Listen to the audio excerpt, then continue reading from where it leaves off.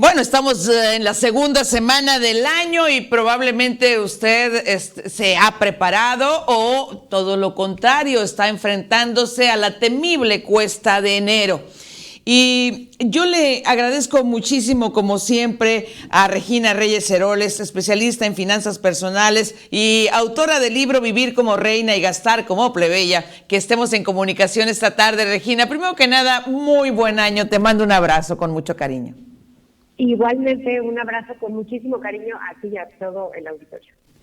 A ver, Regina, ¿qué nos puedes sugerir para que enero no sea, si no logramos en enero del 2023, que enero del 2024 no sea un dolor de cabeza que nos quite horas de sueño? Qué bueno que lo planteamos así, ¿no? Porque creo que tenemos que pensar ya no tanto en enero de 2023, sino en enero de 2024.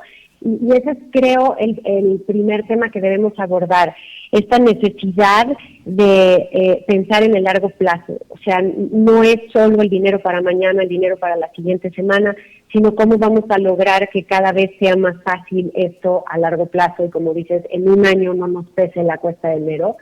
Entonces, primer acercamiento a la manera de manejar el dinero es el correcto y es mejor hacerlo desde ahora que, como dices, estamos en los primeros días de enero. Y quizá de ahí yo te diría que es muy importante que tengamos desde ahora un presupuesto que refleje nuestros gastos reales. Sabemos que la inflación ha pegado a todos los bolsillos en México y en el mundo, y que este incremento de los productos que compramos pues ha hecho que consumamos de manera distinta. Entonces nuestro presupuesto ha cambiado mucho por eso, y es muy importante que ahora, con una claridad de cómo va a estar el año y de cuáles son esos eventos importantes que tenemos a lo largo de los 12 meses que vienen, hagamos un presupuesto muy detallado para que refleje la realidad de nuestros gastos, porque si no, ese presupuesto pues no va a funcionar. De ahí te diría que si algo hemos aprendido con la pandemia es que lo que necesitamos es tener un fondo de emergencia, ¿no? Entonces, iniciar ese primer ahorro para el año pensando en que un primer objetivo tiene que ser ese colchón para que si llega algún evento inesperado o una oportunidad que queramos tomar, que podamos tener de dónde echar mano para no endeudarnos. Quizá esas serían como las primeras 3 cosas claves que podríamos hacer, y de ahí en adelante, no sé, me imagino que el tema del crédito, ¿no? Y cuidar el crédito sería muy relevante, así como estar atentos a los datos de inflación, porque conforme esto vaya cambiando, ¿no? Nuestra canasta básica va cambiando, y entonces tenemos que ir ajustando el presupuesto conforme nuestros gastos vayan cambiando. Uh-huh. Sí, sobre todo no gastar lo que no tenemos, ¿no, Regina? Y de repente pensamos que la tarjeta de crédito es un dinero que tenemos, y es todo lo contrario. Sí, ahí tienes toda la razón. Es decir, todavía no hemos aprendido que la tarjeta de crédito no es parte de nuestro salario, ¿no? Entonces, si ganamos 10 pesos y tenemos 10 pesos de saldo en nuestra tarjeta, no quiere decir que podemos gastar 20 pesos al mes, ¿no? O sea, sí, tenemos que gastar mucho menos. Entonces, sí, tener un control del crédito es muy importante. Y esto sucede cuando tenemos un buen presupuesto, ¿no? Porque conocemos entonces cuál es ese nivel de endeudamiento que podemos hacer y cuánto es esa cantidad que podemos pagar en la tarjeta de crédito cómodamente, sin sobreendeudarnos y sin tener que pagar intereses a lo largo del año, que eso honestamente es dinero que sí estamos pues regalándole a alguien porque no tenemos cierto orden financiero. Exactamente, yo creo que, bueno, tú eres la experta, pero orden financiero es la clave. Orden financiero es la clave, sí, y quizá algo que todavía puede ser muy interesante este año es que es importante que demos ese paso a ser inversionistas, ¿no? En vez de estar pagando esos intereses terroríficos en las deudas que ya tenemos y que estamos cargando desde hace tiempo, sí creo que es momento en enero de hacer un listado, de enfrentar estas deudas, de hacer un esfuerzo por pagarlas, y que entonces todo ese dinero que estábamos destinando a los intereses le demos una utilidad, es decir, nos paguemos a nosotros mismos y empecemos a invertirlo para que se ponga a trabajar y que obtengamos además un premio, porque ahora todavía con las tasas altas podemos obtener premios de inversión muy interesantes para el dinero que sí tenemos, y no necesitamos tener muchísimo porque podemos empezar con 100 pesos. Uh-huh.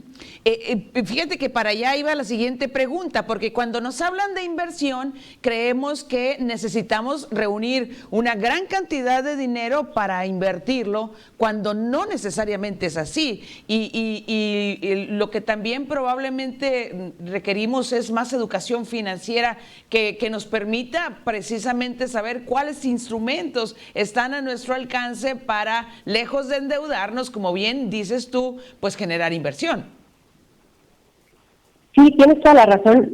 Creo que preguntar dónde podemos poner el dinero para que este crezca es la primera pregunta, ¿no? Y entonces diría que, bueno, nuestra Afore es un lugar en donde podemos poner 50 pesos y recibir rendimientos interesantes en el ahorro voluntario, que también existe CETES directo, ¿no? En donde podemos invertir en CETES, en bonos y en diferentes instrumentos que además, como es una plataforma pública, entonces no tiene comisiones y podemos empezar también desde montos como 100 pesos que mencionaba. Entonces creo que esas cosas existen. Cada vez hay más plataformas y también instituciones financieras que ofrecen esto.